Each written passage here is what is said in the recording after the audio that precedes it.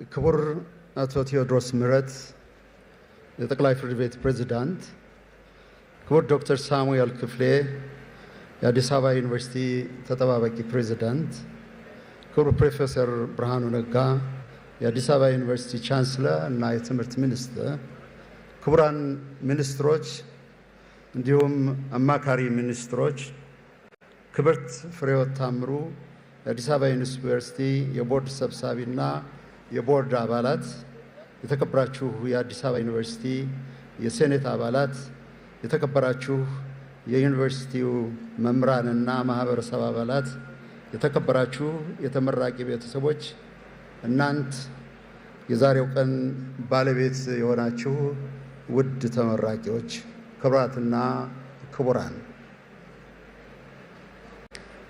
እንኳን ደስ ያላችሁ፣ እንኳን ደስ ያላችሁ። ይሄንን ስንኝ ይሄንን መዝሙር በጆሮአቸው እያንቆራቆሩ የተመረቁ ወጣቶች ትልቅ ትውስታና ትዝታ አላቸው። የዛሬ 50 ዓመት ከነዚህ መካከል አንዱ በመሆኔ እጅግ ደስ ይለኛል።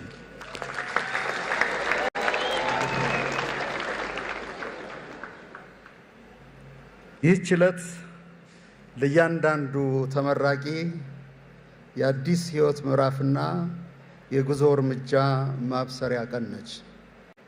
በዚች ቀን ለመታደም አምሾር እርግጠኛ ነኝ በርካታ እንቅልፍ አልባ ሌሊቶችን አሳልፋችኋል።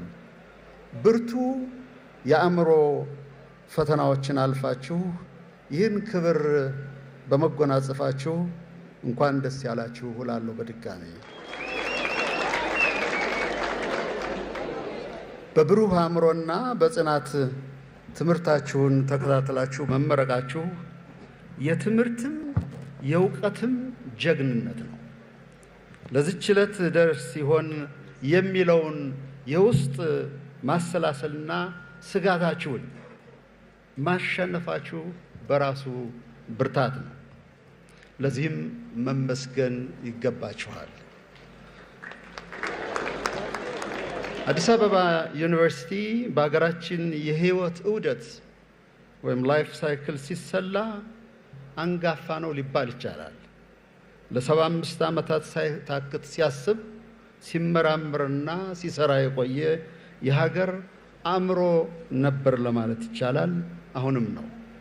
በሀገራችን የብዝሃተ ስርዓት ህላዌ ለተከታታይ ትውልዶች ሐሳቦችና ህልሞችን ያቀበለ የባህላችን የትስስራችንና የመተሳሰባችን መናኸሪያ ጭምር ነው። ከዚህ በተጨማሪም ዩኒቨርሲቲያችን የትምህርት መቅረዝ ብቻ ሳይሆን የኢትዮጵያን የእውቀት የሥነ ጥበብና የታሪክ ቅርስ ማህደር ነው ለማለት ይቻላል።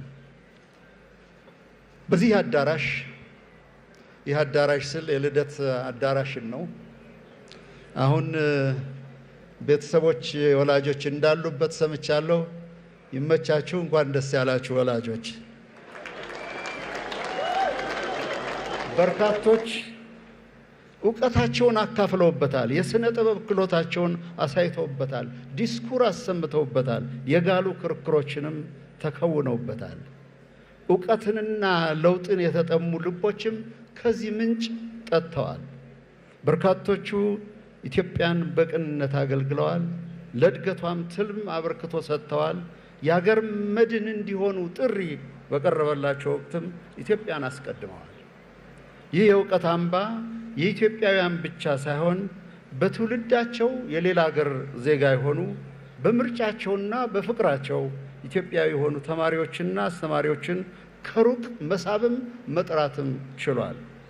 ከአክራ እስከ ማክሬሬ፣ ከሃርለም እስከ ሴንት ሉዊ ሚዙሪ፣ ከቺካጎ እስከ ፔን ስቴት ፔንስልቬኒያ፣ ከስዌቶ እስከ ለንደን፣ ከባርባዶስ እስከ ሞንትሪያል፣ ከህንድ እስከ ሴንት ፒተርስበርግ ሩሲያ፣ ሌሎችም በርካታ ባለቅኔዎች፣ አሳቢዎች፣ መምህራን፣ ተማሪዎች፣ የታሪክና የሥነ ተፈጥሮ ጠበብት ይኸው ጥሪ ስቧቸው በዚህ ዩኒቨርሲቲ ተመላልሰውበታል።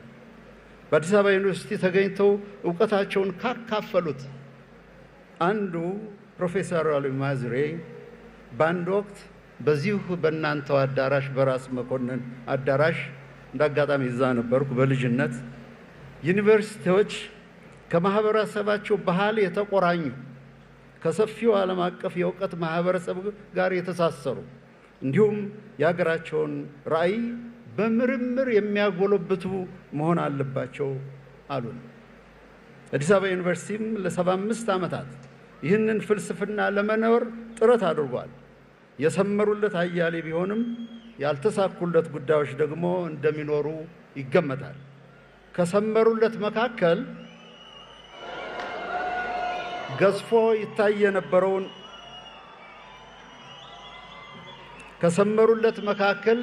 ገዝፎ ይታይ የነበረውን ኢግኖራንስ ወይም ድንቁርናን የተጠየፈ የናቀ ትውልድን በ75 ዓመታት ጉዞ ማፍራት መቻሉ ነው።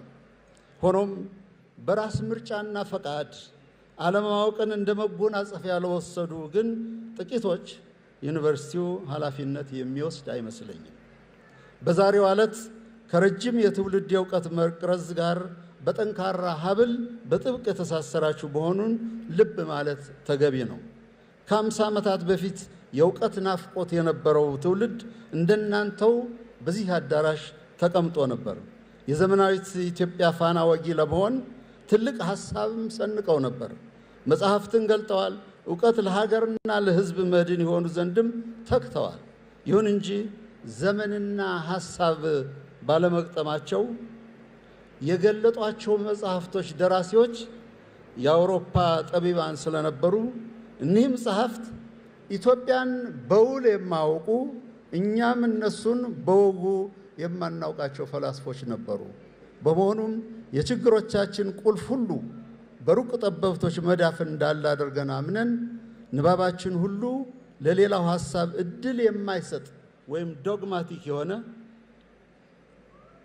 ይህም አስተሳሰብ አድጎ የማንስማማበትን ሁሉ በሐሳብ ሳይሆን በኃይል ለማስረዳት የሚሞክር ባህልን ወረስን።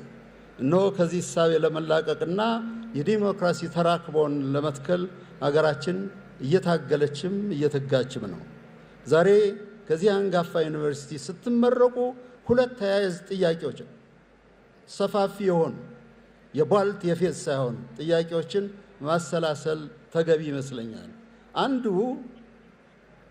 75 ዓመት የኖረው ተቋማችን ዘመናዊ እድገትና ምርታ ምን መምሰል አለበት የሚለው ነው።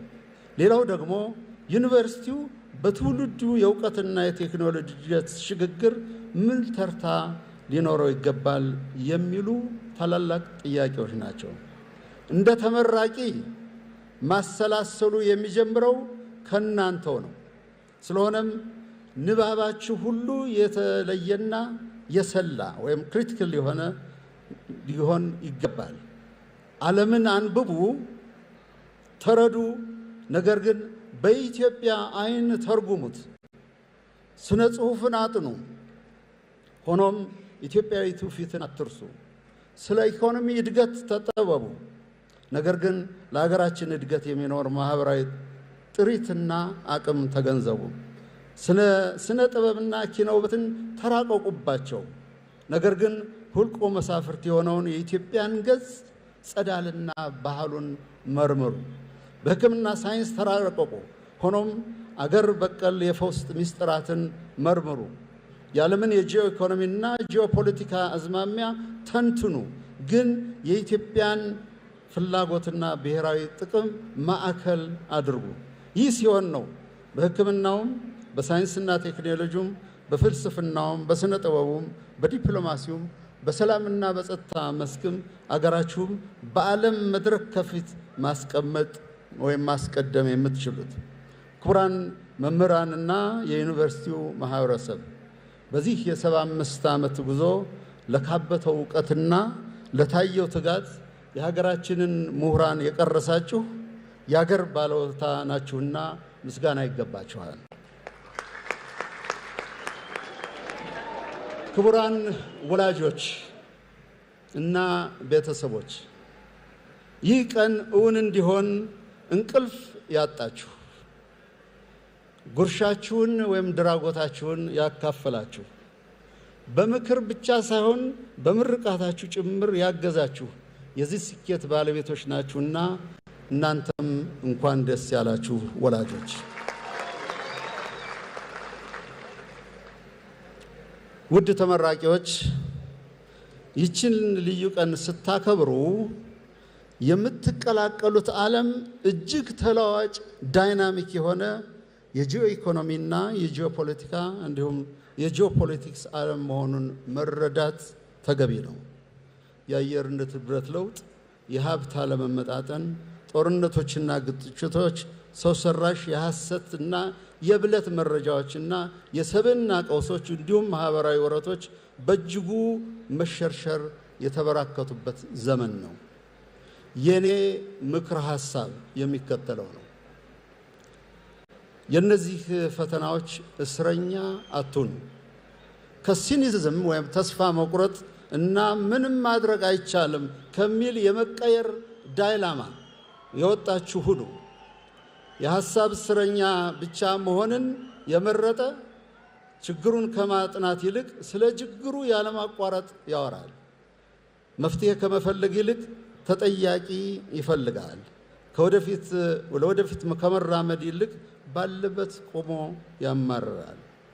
ዓለም አቀፍ ችግሮች ግዙፍ ከመሆናቸው የተነሳ በግለሰብ ደረጃ ልንፈታቸው እንደማንችል ስናሰላስል የተስፋ መቁረጥ እስረኛ እንሆናለን።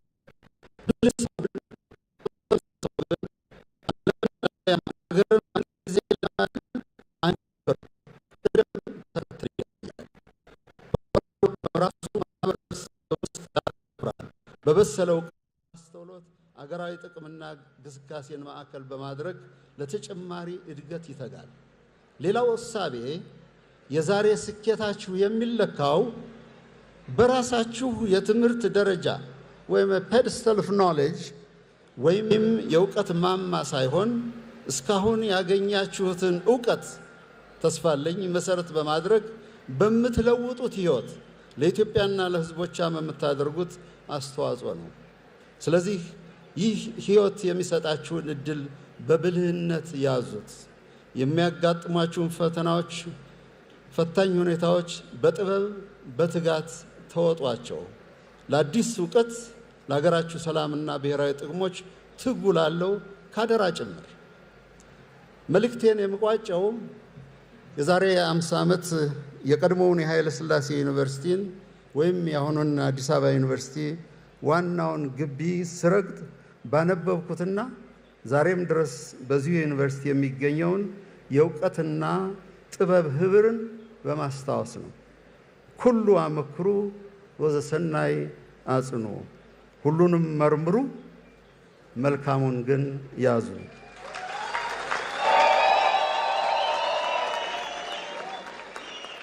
የውድ አገራችሁ ኢትዮጵያ እና የመላው ህዝባችን መሻት ይሄው ነው።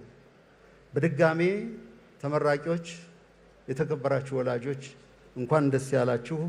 እጅግ አመሰግናለሁ።